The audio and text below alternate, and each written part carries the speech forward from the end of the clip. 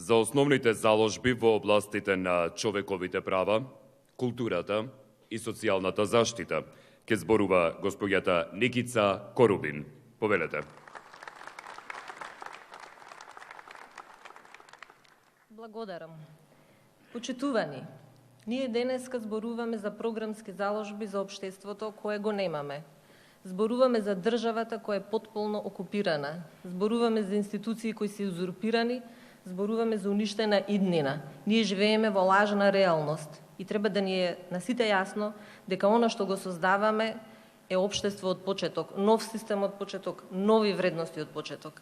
А во него, во тоа создавање, нема да учествуваат само Либерално-демократската партија, нема да учествуваат само опозиционите партии, ќе учествуваат цело општество и секој граѓанин поединечно.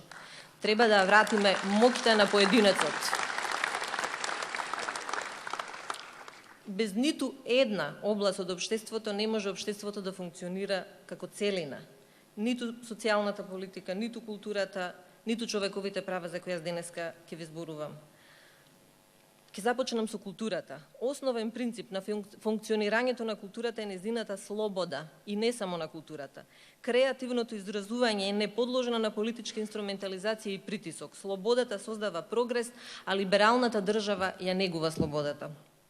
Уметникот и културните работници на никој начин не смеат да бидат ограничени во своето делување и изразување на ставот, бидејќи културата е темелот на секое општество и како таква таа е одредница на незината цивилизираност, значи на нашата цивилизираност. Ние ќе се залагаме за потикнување, помагање и афирмација на сите видови на творештва, вклучително и поддршка на самостојните уметници. Управување со културното наследство како главен приоритет на современите држави, со акцент на неговата заштита, а не создавање на лажно културно наследство. Отварање кон странските школи и институти, бидејќи днината е во комуникацијата и соработката, а не во затвореноста. Формирање на археолошки институт, според современи стандарди и методи, концепцијска и функционална модернизација на музеите, бидејќи тоа е нашиот влог во светската култура, ослободување на културните институции од политичките притисоци и влијанија, затоа што независната културна институција е право на секој граѓанин.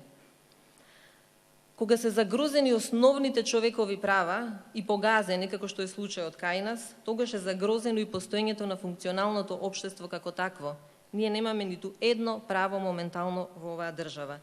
Меѓутоа, секој поединечно мора да се избори за своите права.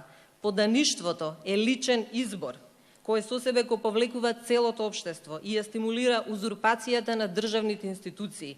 Подаништвото го храни криминалот и непочитувањето на законите. Затоа, за прекршување на законот по било кој основ не постои и не смее да постои само политичка одговорност, без правна одговорност. Барање и повикување само на политичка одговорност всушност е амнестија на криминалот, бидејќи политиката не е над се, политиката е самото општество и политичкото делување. Меѓутоа граѓанинот е над се.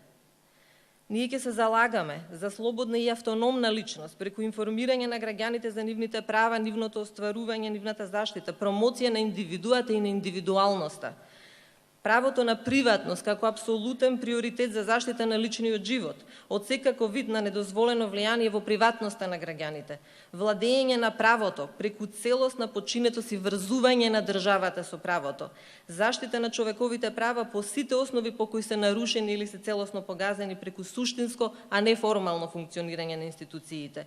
Еднаквост по сите основи и заштита од дискриминација, што подразбира родова еднаквост, еднаквост за припадниците на ЛГБТ заедницата, еднаквост за маргинализираните групи, еднаквост по етничка припадност, еднаквост по секакво убедување за секој поединечен граѓанин. Регулирање на медиумите заради целосно објективно информирање на граѓаните и строги санкции за ширење на говор на омраза и потекнување на сите видови на насилство. Легализација на марихуаната за медицински цели и нејзина декриминализација.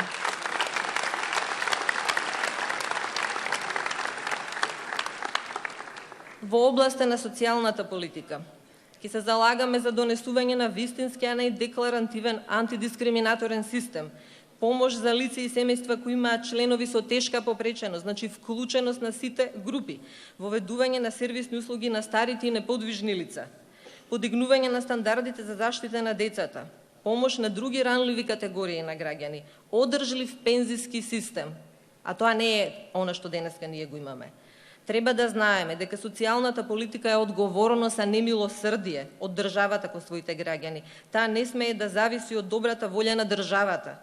Треба да представува инструмент преку кој државата создава општество на социјална права и на солидарност.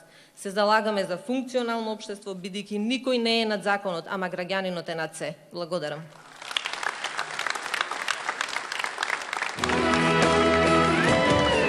Либерално-демократска партија. Има избор. Овде и сега.